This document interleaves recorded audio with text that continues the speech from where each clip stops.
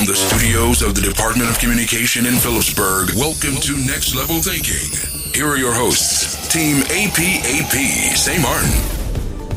Hello, and welcome to Next Level Thinking with your psychologist from APAP SXM. My name is Stephanie Hassett, and I'm here together with Caroline van Oost and Sanne Gruiters. This program has been made possible by the Ministry of Public Health and DCOM.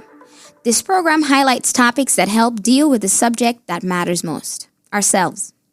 Last week's episode, we discussed everyday frustrations, how this affects your daily life, ways to deal with frustrations, etc. We discussed how we have a window of tolerance, a bucket, you can also say, where we can fit daily stressors in and things that come our way on a daily basis, and also how it tends to overflow when things get too much. Now, today we're going to talk about social media. You're going to think, okay, frustration, social media. Well, when we get frustrated, we use social media at times. We go on social media to vent, to complain. But we can also use social media sometimes as a hideout. So we want to highlight today how social media has an effect on us and how we use it for our own psyche to either feel better or to use it. Yeah. Why do we use social media? Well, I use it after a day of work. Okay. It's like a moment where you can just switch off, scroll to all the stuff that's online. And the stupid thing is that there's not a lot of interesting information. So you scroll down and you're like, what am I looking at? I recognize that. And before you know, half an hour is gone. And you think it helps. I mean, when I start doing it, I think it will help me to, just end the work day and switch off to my relaxation mode. Right. Caroline? Sorry? Well, social media in there, right? Oh, yeah. Sorry, there was just an important message on Facebook. Let me put it away. Sorry. Yeah. What were we talking about? Well, we're talking about social media today. What were you on, Facebook? Yes. Oh, yeah. So social media, how it can distract us as well, right? From the things.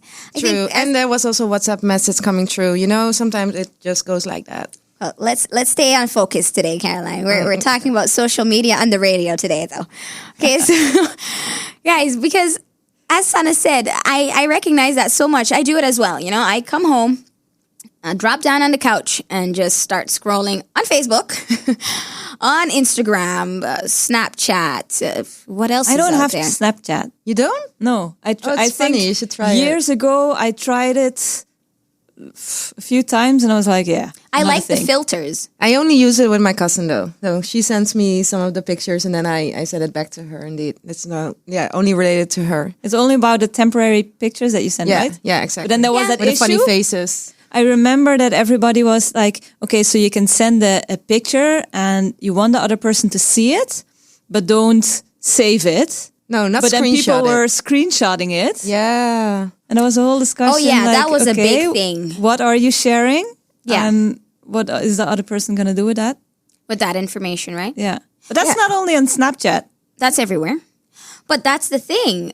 Not to jump ahead too much, but you're saying, okay, what do we share on the internet? I think we share a lot on the internet. I think, as I was saying, when I come home and I get stressed, I scroll through Facebook, but I also share.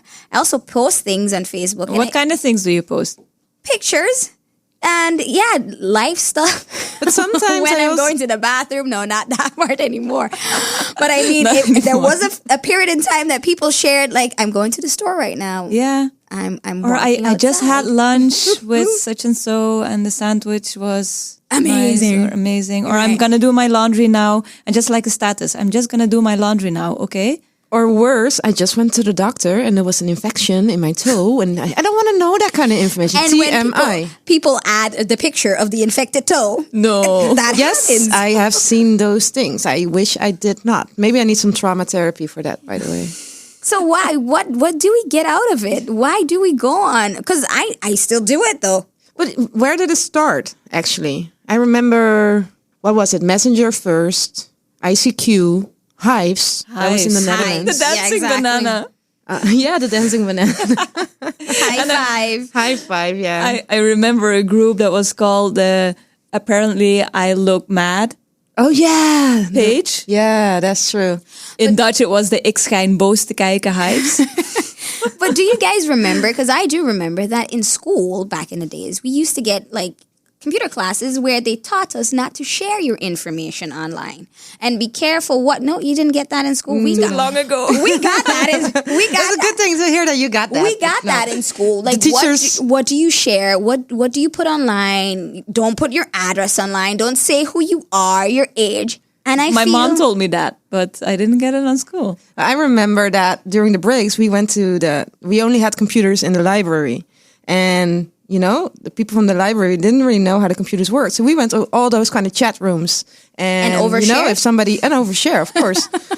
But that's also, we didn't have that lessons. And most of the adults didn't really know what we were doing. No. So that was But I also the think risk. That gap between the adults and the children, that's not that big anymore now. No. Right? I mean, it's not just children on Facebook and all the Not social anymore, media. indeed. Not anymore. So the adults are there too, but I think there's still a gap. And if you don't get into the online world, then the gap will also stay there. So there's also a role of adults and especially parents. Oh, we all go on Nowadays, yeah. on Facebook. So now, what do you got? Facebook, Instagram, Twitter? Twitter. Yeah, we have Twitter. I mean, Trump is always on Twitter. Oh, yeah. Yeah, I don't use Twitter anymore, but oh my... Me neither. Actually, sometimes just to follow or to have some laughs, yeah, you could use it for that. And that's what I go on social media for actually as well, for laughs. Yeah. The memes. The memes. The Oh. Vines. Do we still do Vines? I don't know. Is it Yeah, still there? I guess it's still there. Yeah. But also what I do is when I go on social media or just news on social media, you have to look out for fake news, of course. But I don't just check the news, but I also check how people reply on it. Just to have an idea of the community, how they think about that certain topic and what's going on there. And there you see that complaining mode a lot. A lot. But people reacting to each other like, how can you say this? How can you say that? You don't know about this. You don't know about that. Have anybody of you ever did that dating app? What was that you can swipe?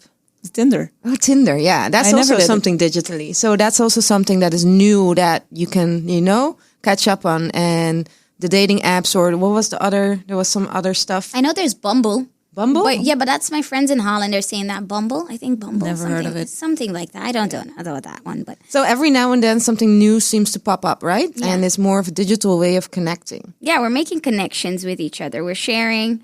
We're receiving. We're complaining. We're venting. Yeah. We're using that platform for kind of like our life. Can we say it's an alternate like It's life? additional. It's like, Yeah. Is it? It's like I feel it's so weird sometimes because we share. I see stories from people and I wonder, right?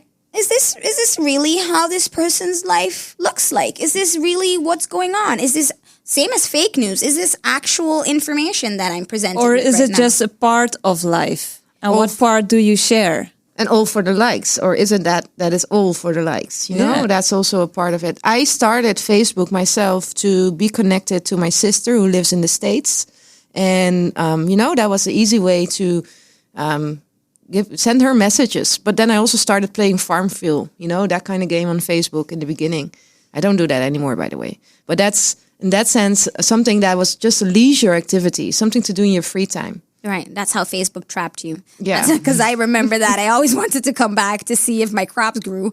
Because it wasn't that interesting in the beginning to be on It Facebook. was not. No, there were like 4 people. You had 4 friends.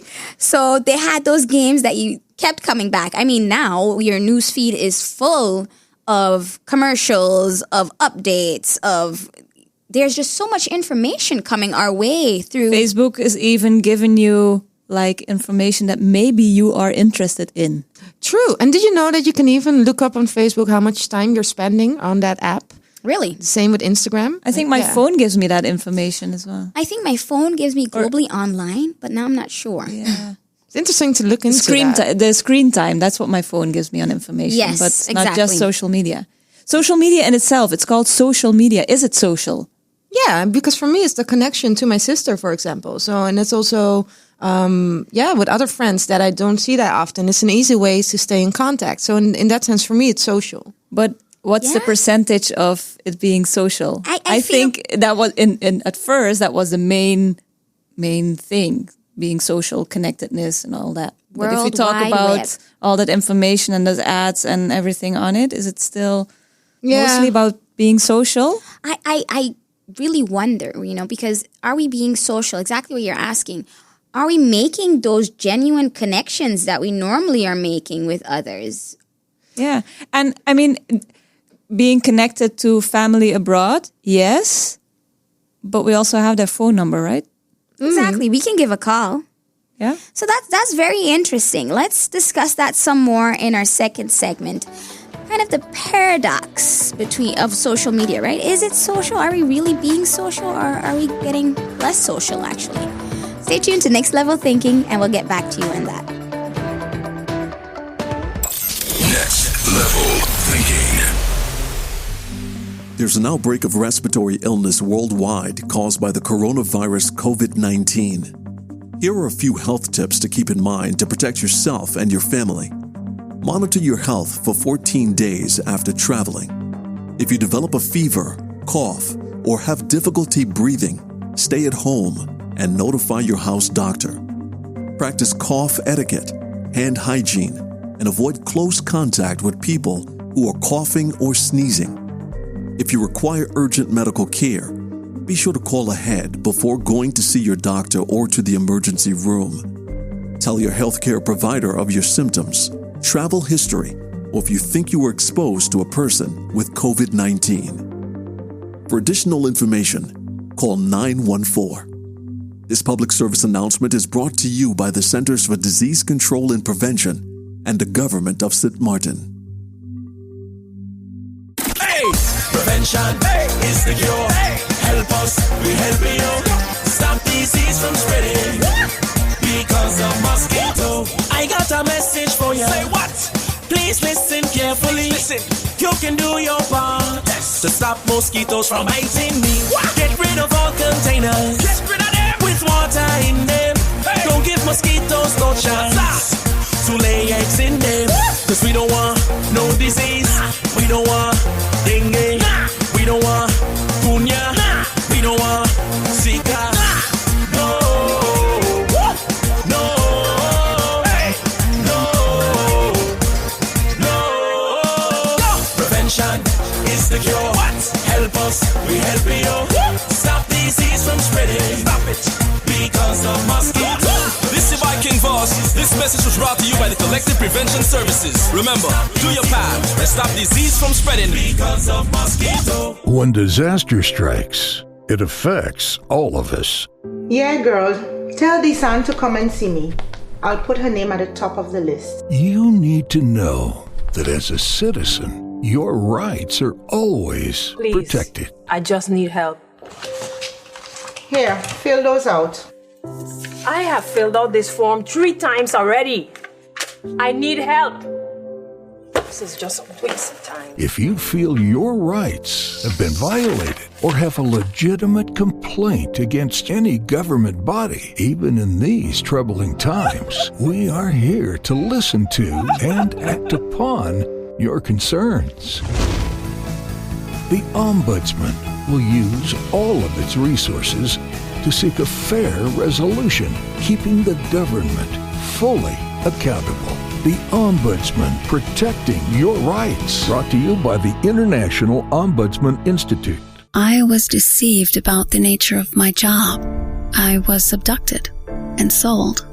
All my documents were confiscated and money was withheld from me.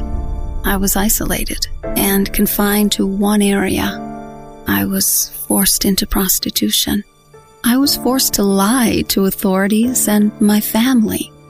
Now that you know, what will you do?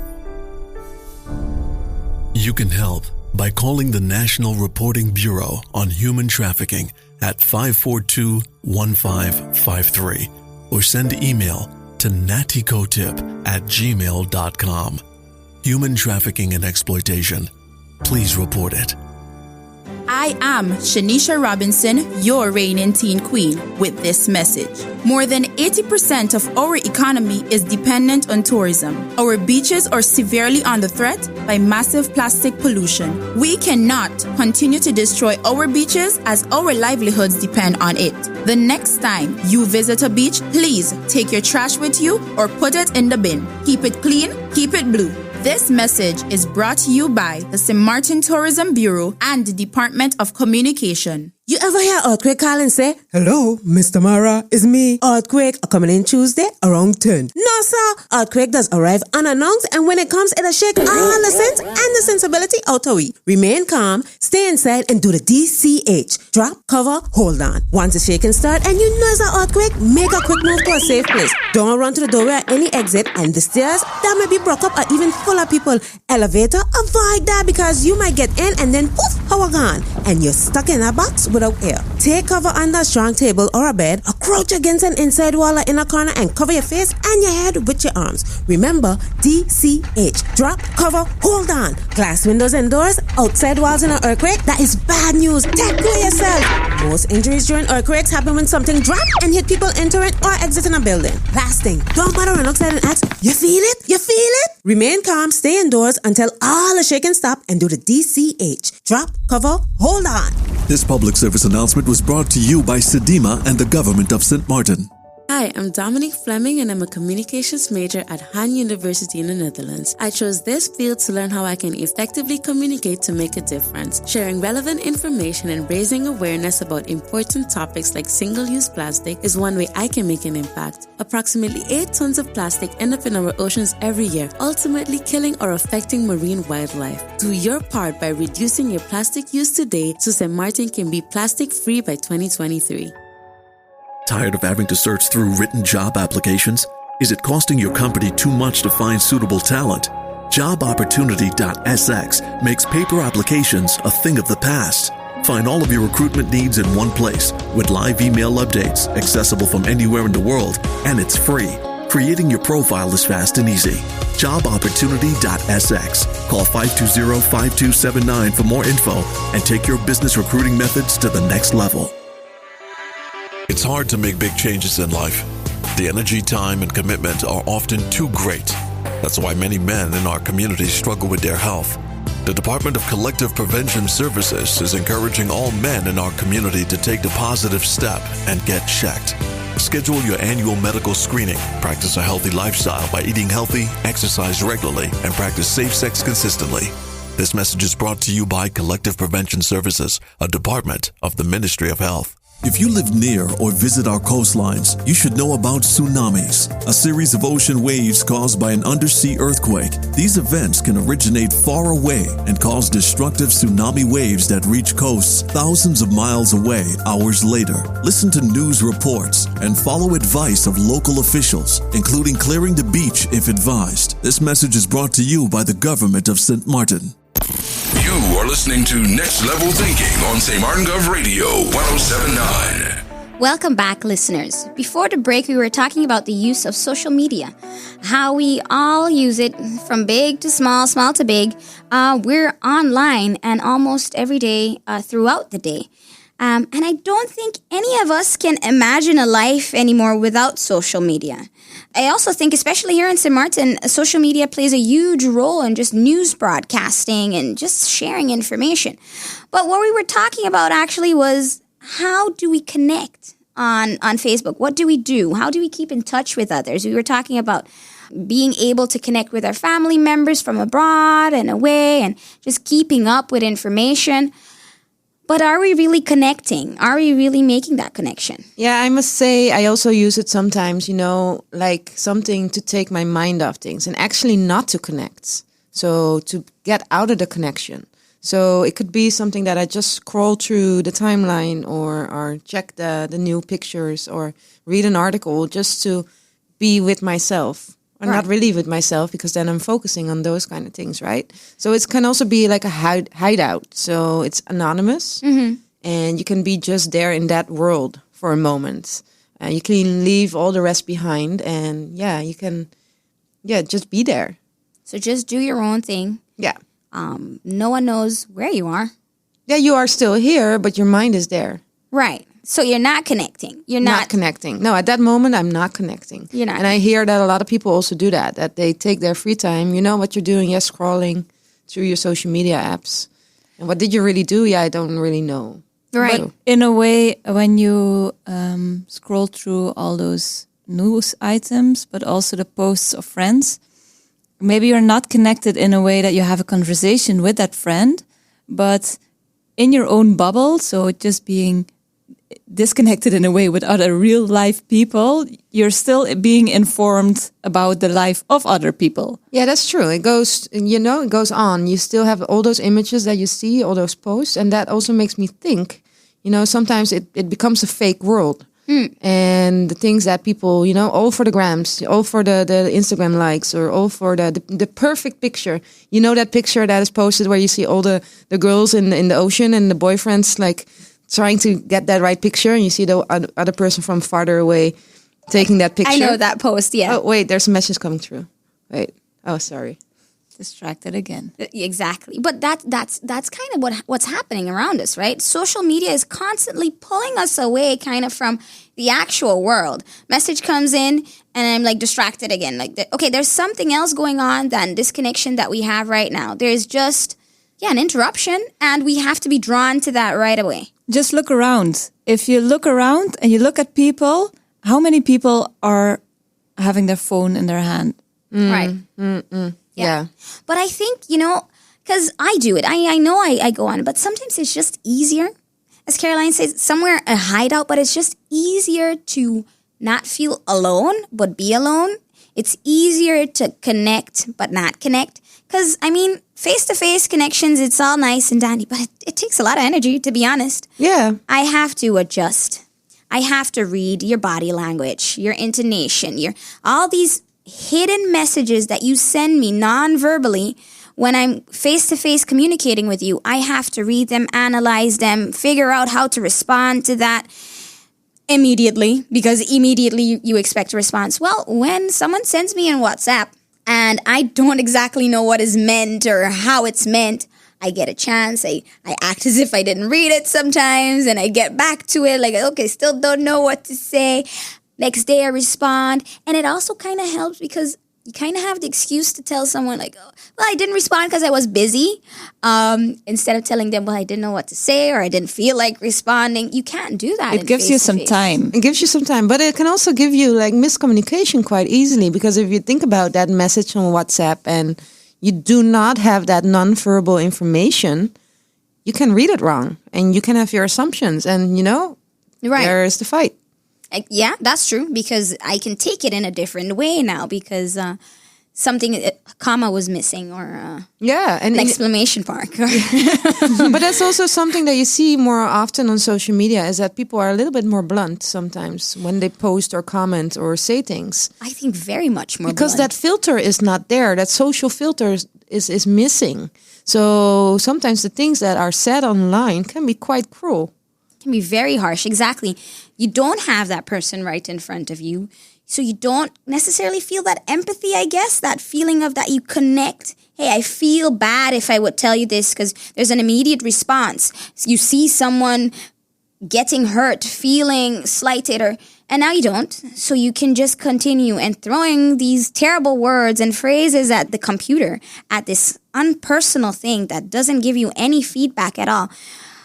There's a link to the frustration again. Exactly. Well, So if you are frustrated and you just act upon the frustration right away without taking that step back and thinking about it, you just throw it online. Who cares? But it's still there. It's out there. And that's also, in that sense, a little bit of the danger of social media. It's out there. It's a real thing in that sense. Not that you can touch it, but if you write a comment, other people can read it. And they can perceive you in a certain manner, I even heard sometimes people getting fired of comments that they made on Facebook. And, I also agreed with some of those situations that, somebody was working in a care institution somewhere in the Netherlands. And after their shift, they wrote something terribly about the clients. I'm like, yeah, that's just not done. Right. And even if it's on social media, even worse, because the whole world can reach that information. So be aware, be mindful. And, there are supposed to be etiquettes, social rules that we should follow, but somehow we don't learn those. So actually I was happy to hear that you had teachers telling you about do's and don'ts. Right. But because that was our question, right? Is it social? Are we still social? And I guess because that computer screen or phone screen is in between, it kind of takes away that social etiquette, as you're saying, Caroline. It takes away that human part, I guess, that we have, and it makes it fake. And I guess that discrepancy is why certain people post things online and think that online is not the actual world. They think this is one world, and at work I'm this person, and I do what I'm expected to do, and I portray myself the way I'm expected to act. But then I go online and I get the chance to hide as well, but hide also sometimes in a negative way and be this completely different person and express everything that I feel, think, and just put it all online, because this is this alternate world where no one judges. You think. You think it's not the case. Yeah, and also it can give you like a mix-up. Do you become friends on Facebook with your clients, the teacher with the students, or is that not done? Those are things that are a lot of different opinions about, and everybody has their own way, but it can get you in trouble if you cross the boundaries. And it blurs lines. It blurs lines, exactly. And that makes it difficult. So I think it's a very interesting world. It is part of our world. We cannot deny it. But it's also something that can be a danger. Yeah, I think it's so dangerous because our online interactions are so devoid of emotions. We have our emoticons, our smiley faces that kind of tend and try to fill that gap of emotion, but it's not there, and it creates such a gap. And I'm not saying that social media is all bad and terrible, but I think we have to be aware of how important that social aspect is, and that emotional connection that we normally have with people, and that social media can't always give us, right? It's an addition. It's an addition to normal life. Yes. Don't lose that normal connection that we have with people. Yeah. And sharing information, sharing feelings, having that feeling of being connected to someone, not just by liking a post.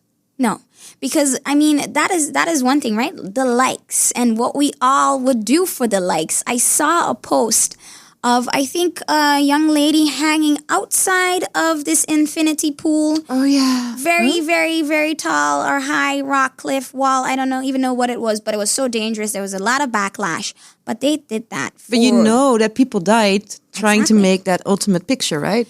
Right. Wow. So they did that for that picture, for those likes. You don't know who's going to see that and who's going to try to, have a better picture than that, and all the risks that... Right.